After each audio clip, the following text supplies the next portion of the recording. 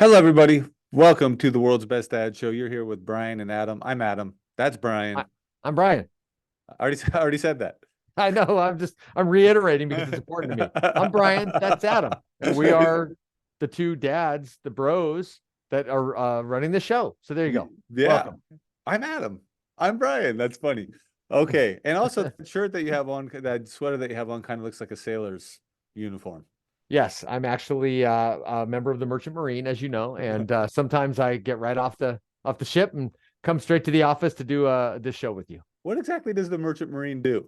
They're out on the water doing merchant, activities. Marining. Yeah, they're marining with the Yeah, well, merchants. they're merchants, so they buy and sell, products, try to, Mhm. buy low, sell high, but they do it on the water, hence merchant marine.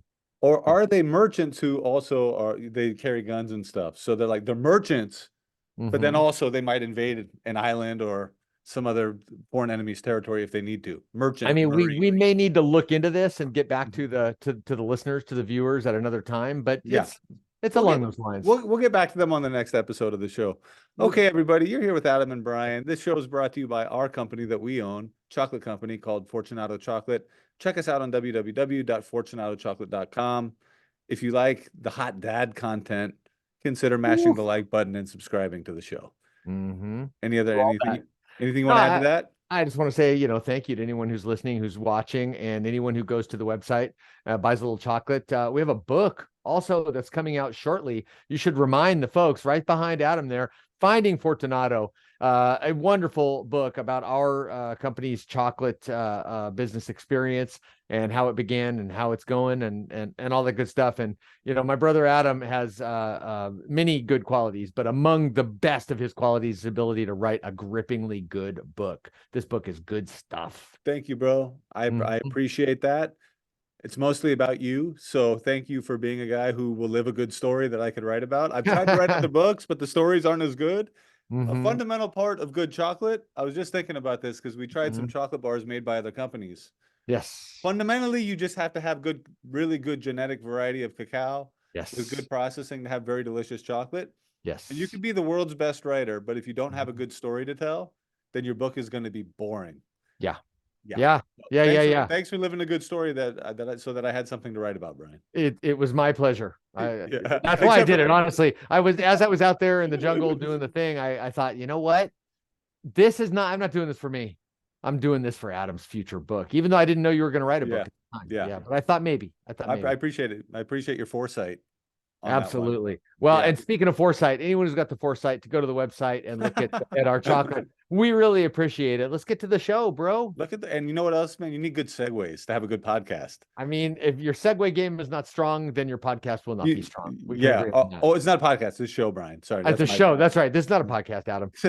As I've told you many times, this is a show, and without good segues, you can't have a good show. Yeah, I mean, it is available on all the podcast platforms if people want to Mhm. subscribe there, but it's not strictly a podcast. So Yeah, I mean, my this is bad. much more than a podcast. Oh yeah. We could both be clear about that. Speaking of being clear, let's be clear about today's subject. Okay. Brian, you told me a story yesterday in the office Yes. about your son Dominic, Hmm. really sucking it up and being tough. And I thought that was a really good story because as dads, there's always going to be times when your sons or daughters, your kids are going to have to face adversity, and Hmm. your instincts tell you to jump in there and save them. But we all know from life experience that being able to be resilient in the face of diversity is one of the skills that you have to develop. So I think an interesting question for parents is, Hmm. where's the line? When do you let them tough it out, and when do you have to jump in and save their butts? And I think that the story that you told yesterday was a good example of when you need to let them tough it out. So why don't you Right. give it Well, to us, bro? well, and an especially salient point for dads, for fathers, because I think for moms it's a little clearer because they have a nurturing sort of role, and most moms that I know have a real nurturing nature, and it's a real easy decision for them. And just to be clear, we're not necessarily talking about physical toughness, a willing to fight. What we're talking about is intestinal fortitude, the toughness to overcome a hard spot, whether that be physical, mental, emotional, or anything else. And I think I think the dads that I would consider good dads, and I count both of us in that group, want to help our kids develop a toughness, a certain resilience that's going to help them get through life. We don't want them to be pugnacious, looking for fight type people. What we want them is to be able to overcome and be resilient in the face of difficulty. And by the way, just to be clear, we're talking about as parents imparting that both to collectively our 4 sons and your daughter. Of course, I want Right, so, my daughter is tough as nails, and that's so one of the as things I dads, really we're admire trying to about her. impart that to all of our children, regardless of Yes. gender. It just kind of seems like course. it's partially a dad's role to teach that part of life. Yeah, I think so. And what you said is interesting because I think in my experience, most moms tend to go into protective mode when they see their kid hurting, you know, emotionally, physically, or intellectually, and they wanna nurture them in that moment. And I think most dads, it's a little bit more conflicting because we want to help them develop that toughness and that resilience, but also we love these little kids, and we want to also wrap them up in a big hug and protect them. So what you're talking about is exactly where and how do we draw the line between protecting them and letting them develop their own toughness, or even urging them to be tough. And so what happened the other day is that my son had 3 soccer games on the same day, 1 outdoor game and 2 indoor games. It just happened for scheduling reasons. And the third game, and they won the first game, and then they got blown out in the second game playing older, stronger, bigger team. And the next game, the last game, was right after the second game, and they were again playing an older, bigger, stronger team, and from the top club in the entire Pacific Northwest. And they came out and they were really holding their own. And halfway through the first half, it was 3-3 or 4-4, and they were fighting hard. But this other team caught fire, and my son was playing goalkeeper, and they were just raining shots and swarming down by the goal.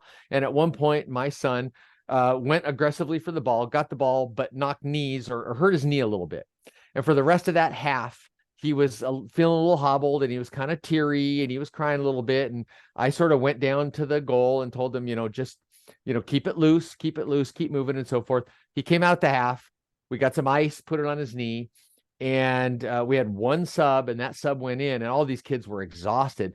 And in the second half, my son, I was saying, I want to go back in. And so we have a decision to make at that time as parents. Do you let your kid go in, even though the knee's legitimately hurting? He wasn't pretending. His coach for that game, a woman who's a real knowledgeable soccer coach, was reticent to put him back in. She didn't want him to hurt himself. Her son was out there playing, but there were some kids who really needed a blow. They were tired. And Dominic said, I want to go in. I can play. I'm fine. He was a little gimpy, but he went in, he played very well. He got a goal. He got a couple more shots on goal, and he gave some of his teammates a chance to rest. And I was extremely proud of him. And I told him after the game, I was much prouder of him showing that mental toughness to want to go back in and that dedication to the team than I would have been had they won or lost or any particular score result. So I'd say for me, bro, and it might be different for you, for me, I have had a life that required me to be really resilient in a lot of ways. Less than a lot of people in the world. I've been blessed to not have to face the kinds of, challenges that a lot of people have. But what challenges I've had to face have required me to be resilient. And I feel like my upbringing really helped me to develop that resilience. And I think one of the primary jobs of dads, specifically dads, is to help your kids develop, of any gender, is to develop that toughness to be able to confront life's difficulties and keep their head above water. What do you think? Is that like one of the tops on your list? I'm 100% on board with what you said. We talked on our last show about how I tend to be more philosophical, whereas you tend to kind of manage situations as they arise. But I have read a book on this topic called Grit by Angela Duckworth. Great book. Thoroughly researched book, where she says essentially resilience, your ability to fight through hard times, your ability to play hurt, is actually a meta skill that allows you to achieve pretty much any goal. It's a meta skill that will help you achieve anything you want to achieve. That's right. It applies to your whole life. It does. And exactly what you did with your kid, according to this book, is one of the most valuable things that you can teach your kids. which is not just this in general, to not give up too easily. And Mhm. especially in a situation where they're the ones, like you mentioned, Dominic, it was his idea to go back in. You didn't even have to push him. So And there's, I would not have pushed him. and you All I wouldn't have pushed him, but No, if all I he, did was ask him, do you Mhm. want to play? And when he said yes, then that was good enough for me. I mean, because he and, was and, making his own decision. and I would say, and essentially the whole book back here is about us over and over again, just trying, failing, Mhm. trying, learning, taking another crack at it until finally we could build a business that's still around 16 years later. Everything is like that. And also, Brian, I will say this about you, and it's something that applies to me too. Both you and I tend to be effective at compartmentalizing. So the whole Mm, world could kind of be crashing down around us, but we don't get too down. yes. We know how to, I mean, we might get into emergency mode where we're acting fast, we're talking fast, we're thinking fast, but we don't fall into depression. We don't curl up in a ball. We're Not pretty good. typically. Yeah. Not And the flip typically. side of that is when something great happens, we also don't fly off the handle We too do. already. Correct. Yeah. We're normally just like, we just keep moving forward in the face Mm. of what's ever going on, one way or another. Now, let me ask you a question. So, is there a time when a parent, a dad, should urge their kid to get back in the game, the metaphorical game, whatever that is in life? Is there a time when it's a parent's role to actually make that push, I, or is it more of a parent's role to just be there to say good decision, or where do you draw that line? Is it, I mean, my son's 9 and it's just a soccer game. Is it worth pushing, actually pushing, or is it better to be responsive and support the kid in his decision in that case? I'll give my opinion, Mhm. and then I'll throw it back to you. Mhm. I do think it's wrong to let your kid quit too easily. Mhm. In other words, if you could see that, you mentioned that your son banged knees with another kid. Mhm. If you can see that it wasn't really that bad and Mhm. that he might be milking it for sympathy, for Mhm. example, because you can see when your kids do that. Sure. Of We've course we all can. seen when our kids fall and they kind of milk And it then for they typically sympathy. give a sly They look do, to correct. mom. Right. They Specifically, they fall. look at mom. They look at mom, and then if mom seems worried, they'll start crying, and then they'll get a little Mhm. hug. But and sometimes they look at dad, and dad goes, "Come on, man, you Yeah, weren't even crying. they're not Like getting it from you weren't even dad. crying. Just like get up and get back to it." So that moment Mhm. where the kid is fine, they're milking it, they're trying to quit, and I've read several good articles and books about how the human body is wired for energy conservation. Mhm. So our natural tendency is to want to give up easily and to take the lazy way out. And you have to Hmm. train yourself out of that. Interesting. You have to habit your way out. You have to form habits to counteract our natural tendency towards laziness. Mhm. And so, a lot of times kids will fake an injury in an attempt to be lazy. And I don't think you should let them get away with that. On the Mhm. other hand, boxing trainers throw in a towel because sometimes boxers are too tough for their own good.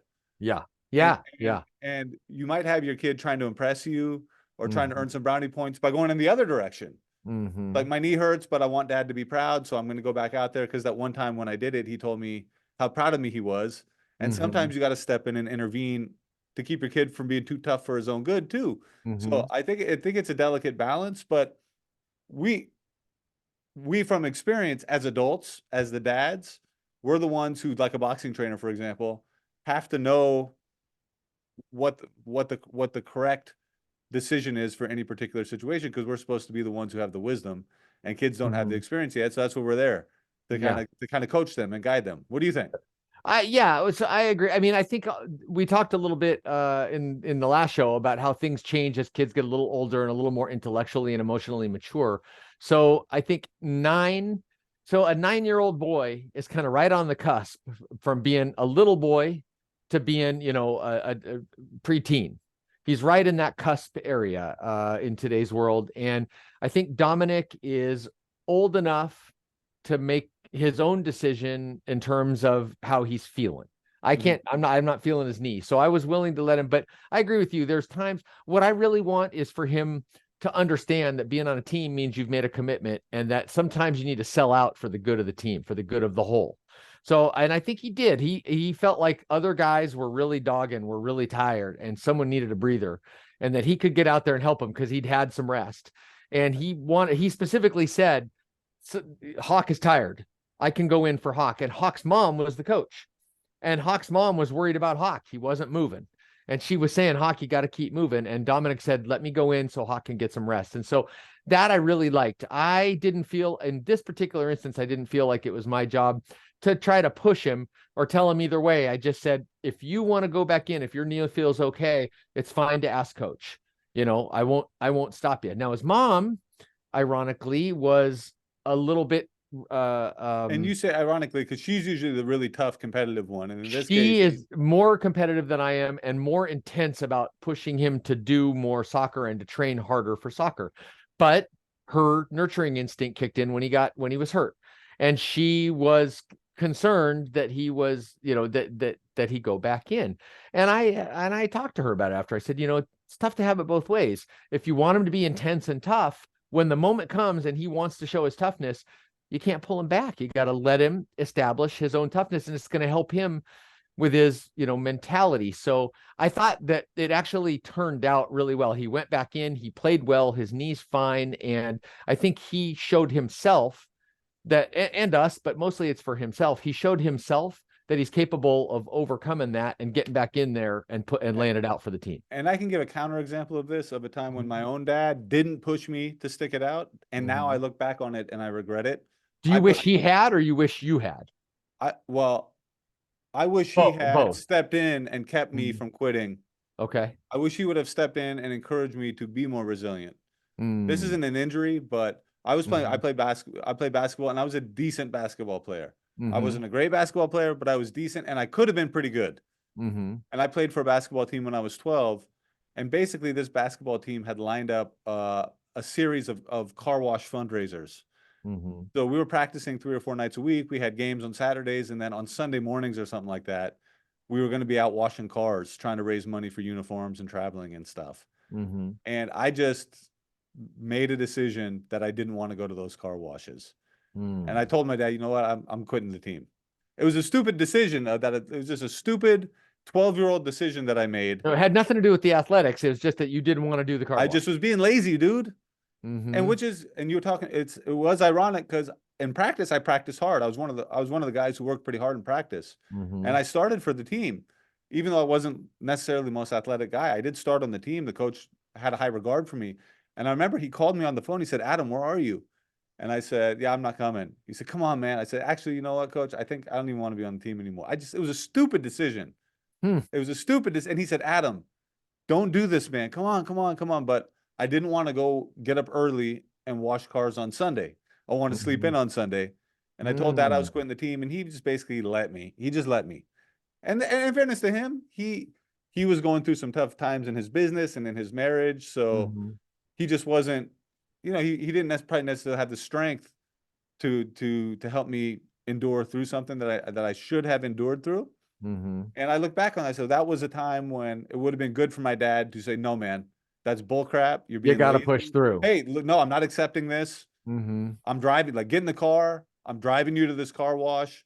You're a member of this team. You like basketball. You're good at basketball. This is a time when you don't quit. And you know, so that would have been a time when it would have been good for my dad to be a hard ass and step up and force me to do something that I didn't want to do, because I was allowing my laziness to override what I actually wanted. You're right. Sometimes you need a coach to give you a pep talk, to talk you back into doing what you really want to do, but you just don't have the willpower right in that moment to do it.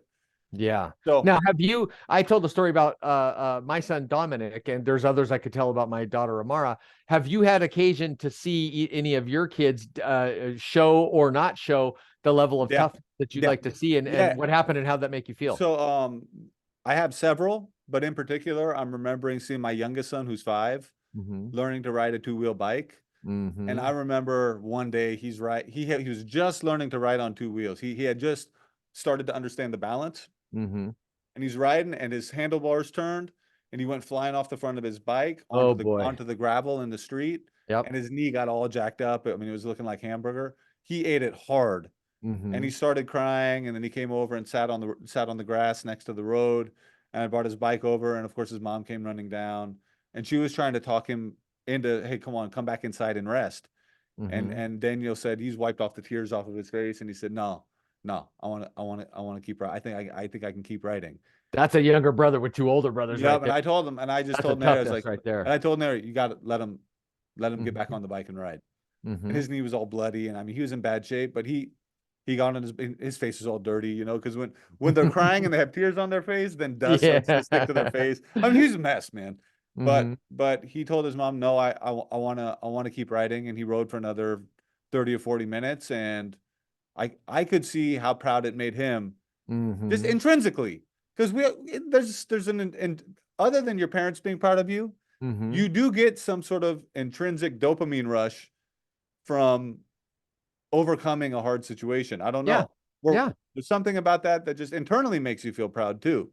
Mhm. It makes you feel like you're a tough guy, and I think that makes you feel good. So I have that, and then I remember when my son Levi he broke his arm and got Mhm. surgery, and the doctors told us right before we put the gas mask on him to put him under, just be prepared, he's going to freak out.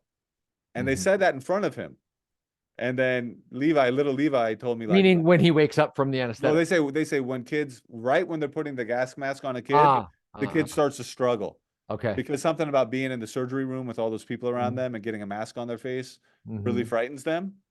And I told him, I don't know, Levi's pretty tough. And then I told Levi, I said, Levi, just so you know, when they put this mask on your face, it might be kind of scary. And if you freak out, that's okay. It'll be fine. And he said, no, I'm not going to. He told me, he's his little boy. He said, no, I'm not going to freak out, Dad. I'll be fine. Mhm. And he chose me instead of his mom to go into the room with him, which that was a badge of honor for me.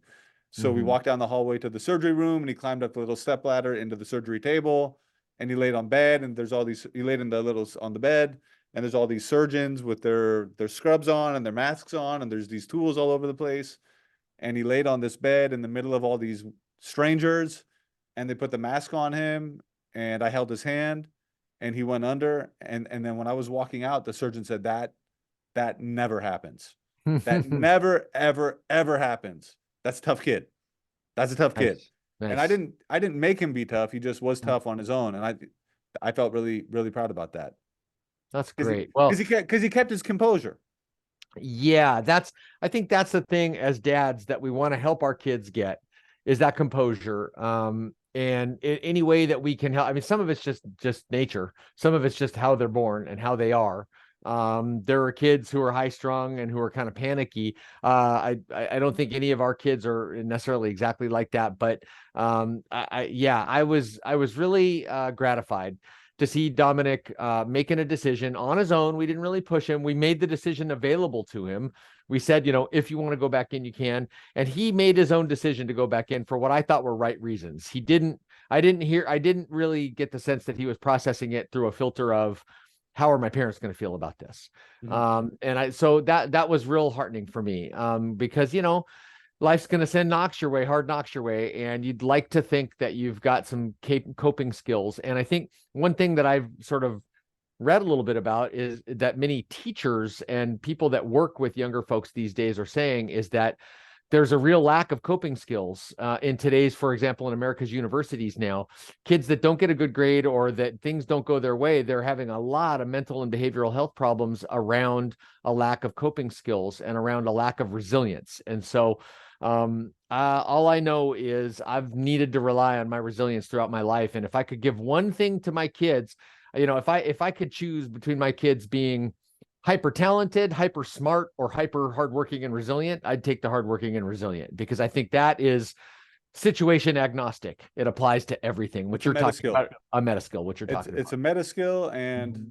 there's a famous, and we will wrap up soon because we're already starting to run long. Mhm. But there's a famous book by Malcolm Gladwell that everybody heard about, Outliers, where there's this thing called the 10,000 hour rule, Sure. right? And that's how long it takes to gain mastery at any skill. Well, Mhm. 10,000 hours is five years of full time work. Mhm. So any skill that you think you're going to master, which is basically eventually your career, the Mhm. line of work that you go into, Mhm. it's going to take 5 years, which means whatever happens in 5 years, which is a lot, like you're going to Mhm. get sick, you're going Right. to get in fights with your significant other, and you might get into a Oh, car well, accident. you've spoken to my wife. Yeah, Interesting. yeah, and my own wife. So like 5 years is a long time.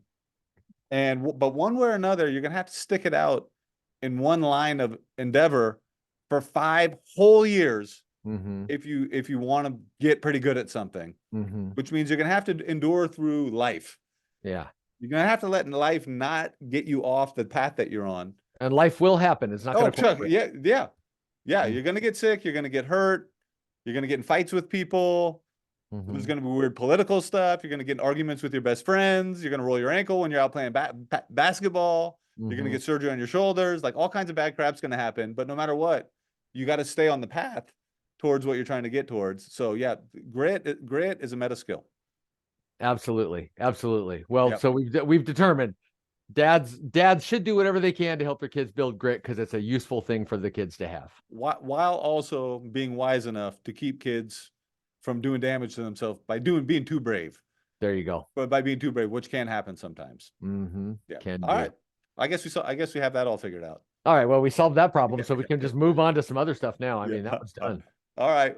Anything you want to say before we sign off, Brian? I want to thank the people again that are listening Thank them. and that are watching the show. We really appreciate you tuning in, however you're doing it. And we'd love it if you liked or subscribed or thumbs up or whatever it was. Mash it, click it, press it. Use your elbow to just nudge it. However you got to do that. And we appreciate it. And FortunatoChocolate.com. I mean, if you want some delicious chocolate, that's a spot to go and get it. That's what I would get if I was me. Yeah, absolutely. Yeah. Yeah. What you are. You are you, definitively. And if I was you, I would do it too. Yeah, I am me and I do it. And if you were you. Mm-hmm. If I was me, then I would go to FortunatoChocolate.com. Not only because they're the sponsors of the show, and by they I mean we, but because it's good stuff. And look for Finding Fortunato on Amazon or June other 4th. booksellers. Yeah, coming out June 4th. Fantastic. All right, everybody. Have a good one. Bye. Bye.